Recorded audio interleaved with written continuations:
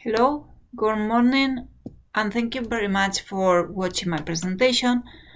I'm Maria Teresa Martinez-Garcia, an assistant professor in the Department of World Languages and Cultures at the University of Utah Asia campus. And today I'm going to be presenting on how we can improve the language skills of our university students in such a way that we implement some of the characteristics of a language for specific purposes course into a general language course. As we all know, we are faced with the challenge to teach foreign language learners not only the language, but also the culture, the context, the pragmatics, the pronunciation, the specific characteristics of the language, and we do so in a context in which might not be the ideal context for a foreign language instruction. What does this mean? We are always trying to address the following question. How can we, instructors, prepare better language learners? And when we try to answer this question, we should take into consideration many small pieces. First of all, our resources. That is, the books, the materials we can use, the curriculum we are supposed to be following. Also, technical limitations, such as what resources we can make use. But that's only our side of the story. Because if we really want to get our students to become good language learners, we should take into consideration their needs and interests. That is, if we are teaching students who are planning to become businessmen, businesswomen, I think it would be a good idea to teach them like how to do job interviews in the foreign language or some specialized vocabulary. While if we are teaching future doctors, they might be needing that specific vocabulary. So we have our context, what we know, what we have, what we can do. We have our students' needs, what they need to get to be better prepared for the future. But at the same time, we cannot leave society apart. Because as I will review in a minute, society is changing. What it's demanding our students to become is not the same as it was asking them to be 20 years ago. So in order to prepare better language learners, we need to take into consideration both our own resources, our students' needs, and what the society is demanding nowadays. One of the possible solutions to try to match all these things together is to propose or teach language for specific purposes courses. What is this? We all either know or are familiar with what it is, so let me give you a very brief explanation. LSP courses are those in which the methodology, content, objectives, materials, teaching, and assessment practices come from specific target language uses based on an identified set of specialized needs. So I was already talking about the needs of the students, the needs of the society. So what we do when establishing and creating this specific type of course is combining those things by using authentic materials, authentic videos, recordings, everything we can find to match language learning process with that specialization. Some of the most common are business English or Spanish English, Spanish for business, or for health sciences. So we are getting this specialized field of career, this specialized field, and we are developing a course in which we are combining the knowledge of this field with the knowledge of the foreign language. Of course, what it happens in a traditional foreign language classroom is that we are getting our students who are improving in their grammar, hopefully getting an advanced proficiency level in the grammar of the second language. Same with the vocabulary, like it's getting better and better, so we can see that the general domain of the vocabulary is increasing. And also getting acquainted with the culture and literature of the L2 speaking countries. So it's not language by itself, but language within the L2 context. We do so by including real materials, like real conversations, real videos, real texts, so that they can extract the culture from our classrooms. But we need to compare what our students are getting with what the society is looking for. Because what the society is looking for is an individual who has a good command of the grammar of the L2, whose general domain of the vocabulary of the L2 is good, it's quite advanced, who understands and behaves accordingly to the culture and knows a little bit about the literature of the L2, but importantly, someone who is specialized and has specialized knowledge in a specific field. What does it mean? Nowadays, businesses are not looking for Korean native speakers with knowledge of English. They are looking for Korean native speakers with a knowledge of English who can do business, for example, or who can do research in engineering in both Korean and English. So knowing English is not anymore enough. There has to be this specialized knowledge to really match the society's needs. So what we find in this case is that there is a mismatch between the demand and the supply. While the demand is asking for really specialized, high-profile students, our supply is still limited.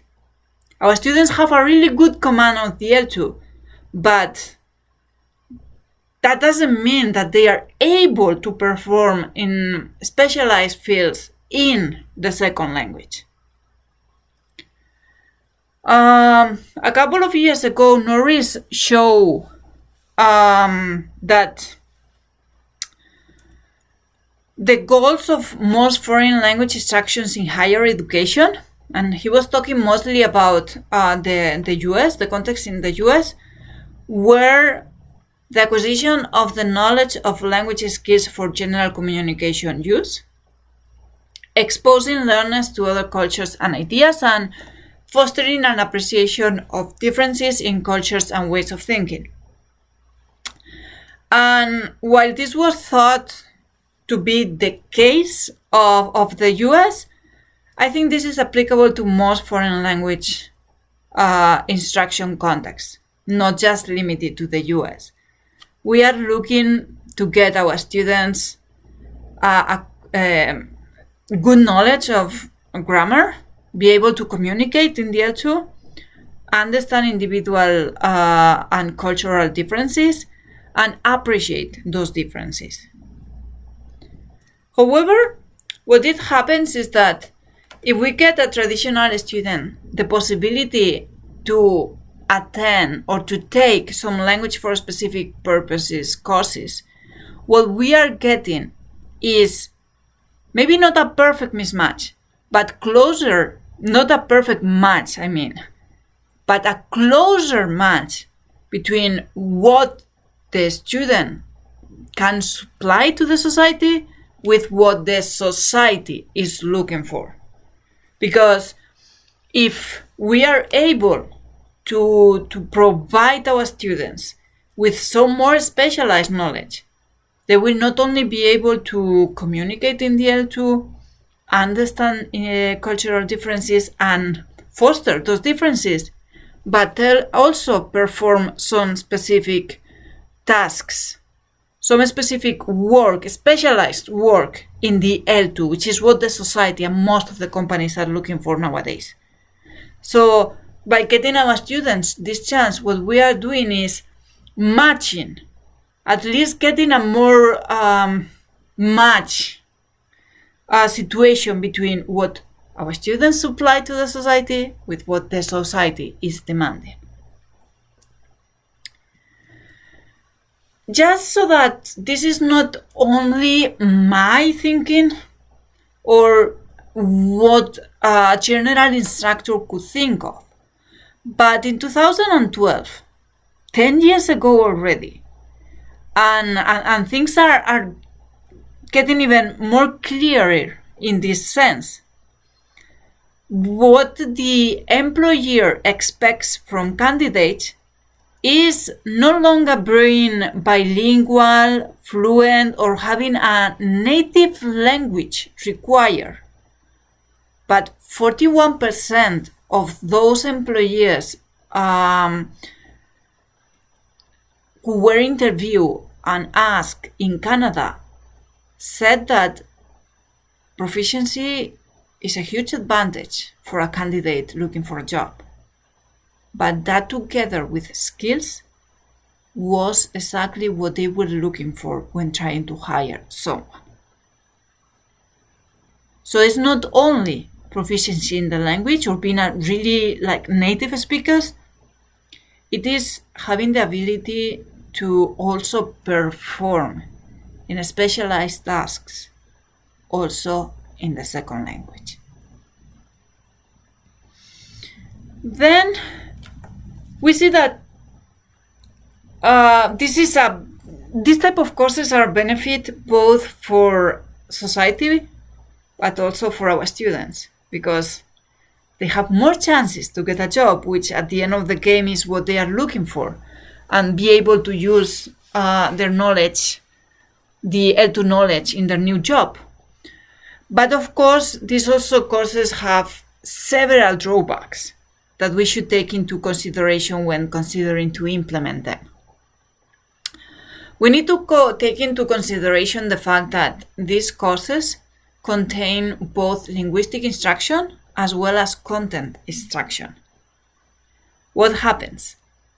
Teachers might be language teachers or might be content teachers, but normally they are not experts in both things. So the level of instructions could suffer a little bit. It could be not as well prepared, as well thought, as well taught as a specialist could have taught. So we need to combine both language and content.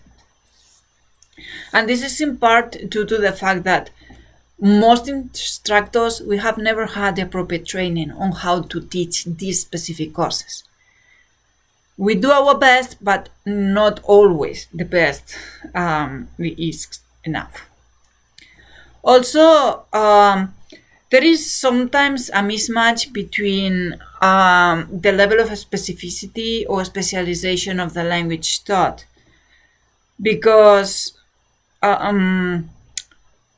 how much or how little should we teach in terms of linguistic features and strategy instructions?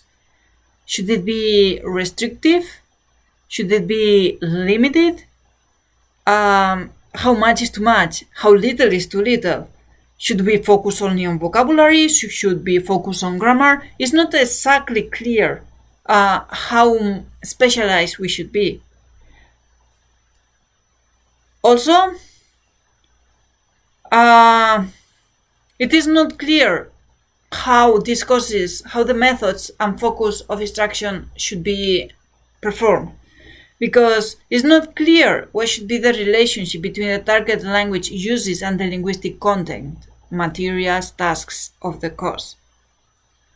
And this is linked to the second point, which is the role of power and values in LSP instruction.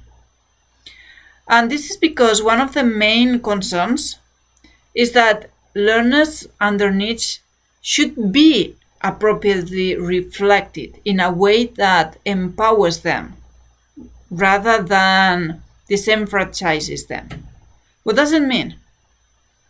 We need to make sure that we are teaching them to perform in a specific task.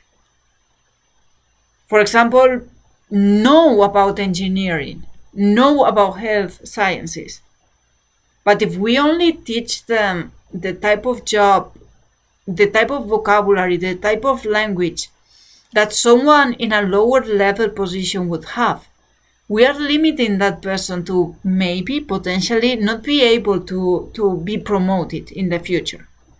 So we need to be given the content, the information in such a way that we empower the possibilities to improve, to grow in the future. And of course, all of this comes in an already packed curriculum. Our students, at least our university students, need to take history of the countries that speak the language, culture of the countries that speak the language, literature of the countries that speak the language, speaking, writing, listening, grammar, some linguistic courses. So we already have a packed curriculum. And adding extra classes, although beneficial, might be difficult because we might not have enough teachers. We might not have the money to hire the appropriate teachers. Or we might not have time in the curriculum to even include more classes. Too much competition among courses and not too many students that might be interested in taking the class. So what might be the potential solution? And this is what I'm proposing with this course. Maybe the solution is a potential solution. I'm not saying this is the solution, please. I'm just proposing an idea on how we can add some benefits to our students, given the limitations that we have nowadays. And my potential solution is to develop a class that combines the information we are expecting in a traditional class, grammar, vocabulary, culture, and/or literature, with some LSP elements, such as specialized vocabulary, real materials, and tasks mimicking real professional situations. It's not the ideal solution, but considering all the limitations I have talked before, it could be a potential solution for now.